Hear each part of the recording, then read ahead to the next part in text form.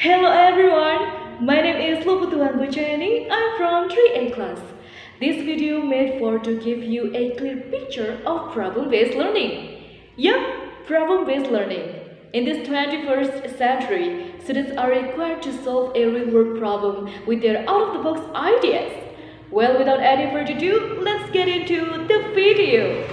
Through the activities in the learning process, students will be trained in the following skills, such as first, student skill in critical thinking. Because the problems given by the teacher or the problems they find out in everyday life will stimulate their brains to find solutions or to solve the problem critically. Second, student skill in reasoning. When they find out the solution to a certain problem, they must give reasoning in it. And of course, the reason must be logical. Third, student skill in collaboration.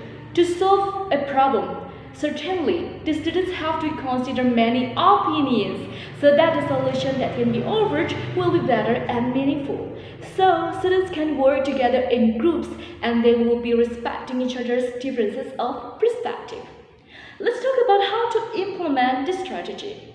For the lesson plan, I chose high school grade students, specifically on 10th grade students, to create a descriptive paragraph based on the problems they will face when they are working in the future.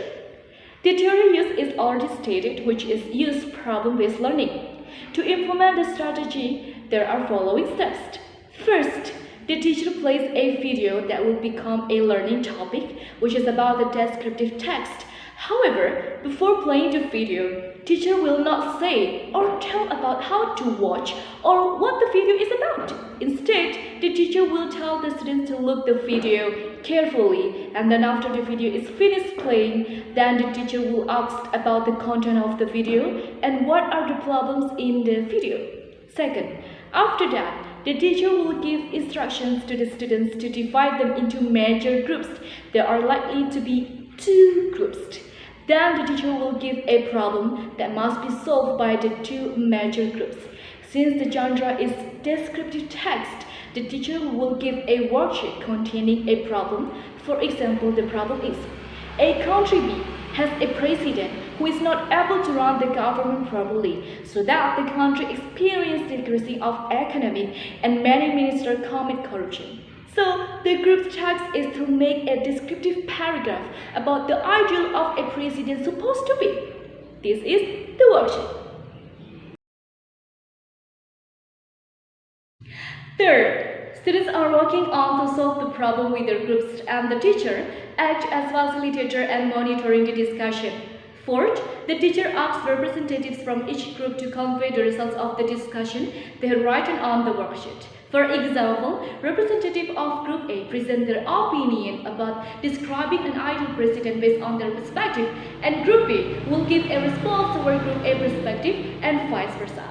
After that, the teacher will ask several students to express their opinions about their impressions of following the learning process and what things they can get or learn for them to use in the future.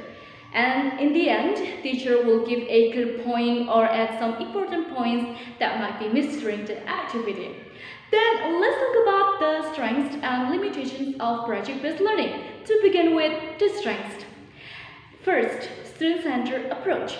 Students are more active in the class rather than the teacher. It can increase the independence of students. Second, enjoyable and satisfying learning process, because the problem that is already solved by the students itself can make the students feel satisfied.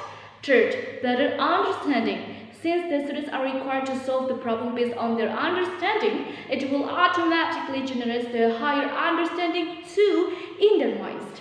Fourth, generates of lifelong learning skills. Students remember how to solve a certain problem throughout their lives because it is related to everyday life or their experience, and it will be better if the students also can implement what they have learned. And the weakness.